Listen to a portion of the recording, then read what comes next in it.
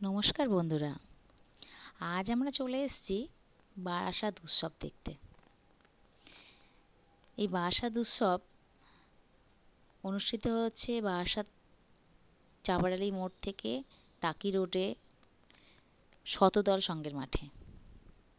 আমরা পৌঁছে গেছিলাম সেই বারাসাত উৎসব দেখতে, যেখানে কোনো এন্ট্রি ফি নেই, সম্পূর্ণ প্রবেশ মূল্য বিনামূল্যে।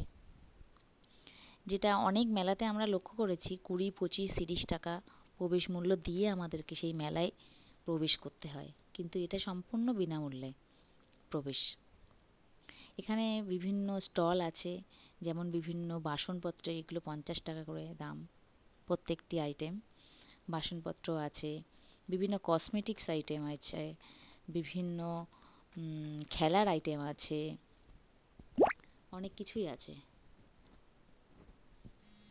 আসলে মেলার মূল আকর্ষণ তো এগুলোই হয়, বিভিন্ন বাচ্চাদের খেলনা, সেগুলো বিক্রি হচ্ছে। আর একটা খুব সুন্দর জিনিস আমরা দেখলাম, এই মেলাতে পুরো মাঠটাকে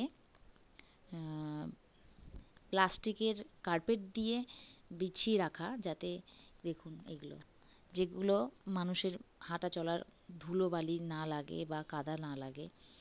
খুব ভালো একটা উপস্থাপন। এখানে আছে বিভিন্ন কসমেটিক্সের মেয়েদের আইটেম, ছেলেদের আইটেম। এটা হচ্ছে একটা spring roll, potato spring roll, যেটা ইদানিং খুব ভাইরাল। এখানে সেই 50 টাকার আইটেম আছে। এখানে কিছু ফুলের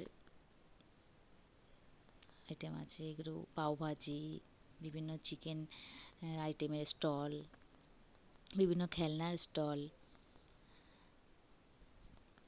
ফুচকা তো মাস্ট, প্রত্যেকটা মেলাতে থাকবেই। এছাড়া বাচ্চাদের খেলনা, যেগুলো চড়ার খেলনা গাড়ি, সেগুলো আছে। চা কফি আছে। আর আপনারাও আসুন, এই মেলা দেখুন, উপভোগ করুন, আনন্দ করুন। সন্ধ্যের সময়টা আরামসে কেটে যাবে। এখানে আছে মেদিনীপুরের আচার, বিভিন্ন আচার এবং পাঁপড়। আমরা পৌঁছে গেছিলাম সেই স্টলে। আমরা ছোটোবেলায় এগুলোকে খুব খেয়েছি। এগুলোকে মানে কিসের একটা দানা বলে আর কি, আমার মনে পড়ছে না এখন। মেদিনীপুরের একটা বিখ্যাত জিনিস, সেটা হচ্ছে তিলের একটা আইটেম, এটাকে কী বলে, তিলের চিট্টিল কিছু একটা বলে, যাই হোক। এখানে প্রচুর রকমের পাঁপড় আছে, সবজির, বিভিন্ন সবজির পাঁপড় আছে, আমের পাঁপড় আছে, চালের পাঁপড় আছে।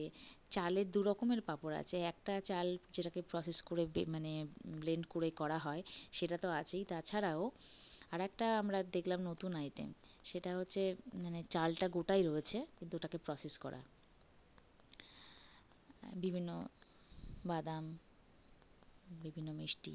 এটা এই টাকি রোড, আমাদের বারাসাত টু বসিরহাট যে টাকি রোড, সেই রাস্তার উপর অংশ।